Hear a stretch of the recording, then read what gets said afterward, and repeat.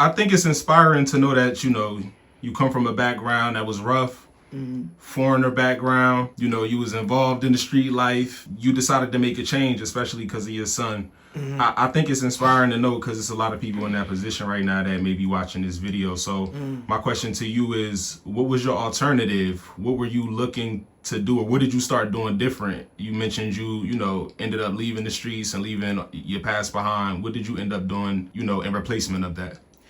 When we're breaking bad habits, we're building new ones, right?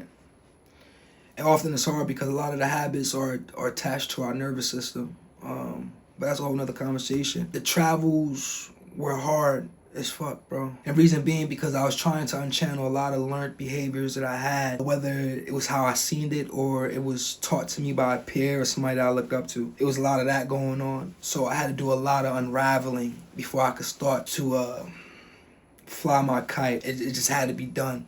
So for me, I had to let go a lot of the nonsense, bro, like womanizing. I had to let that go. I had to stop doing that. Then on top of that, I had to get more focused in how I'm making my money, the friends that I'm keeping around me. I had to also get in tune with me emotionally, who I am, right? What are my non-negotiables? What are my capacities? Like, I had to do all of that stuff to fine tune, to have my identity and real self, so that way I could be way more confident in my being.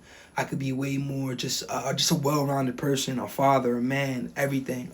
Even if I want my peers to take me more serious, my businesses, I had to show up better. I had to show up more. So what kind of, on that note, what kind of skill sets, how are you making your money at the time during your son being born after you left the streets? So that's a good question. I'm going to tell you why it starts with self.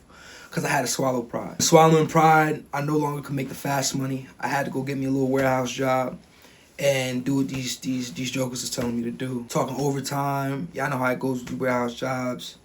Mandatory overtime, all of this. I had to get my feet back into the economic system of things, you know what I'm saying? Again, like rebrand myself. But that's how I did it. Downtime, I would go to the gym, work out. My day-to-days was the same day-to-days as anybody that, like any other man or any other guy that had things going on. Like, I would just keep myself busy. I think that is powerful to have to swallow your pride and, live in a certain lifestyle, go do something different that might not be as attractive as what you was doing before. Right. So, shout out to you for that. I commend you for that. I appreciate it.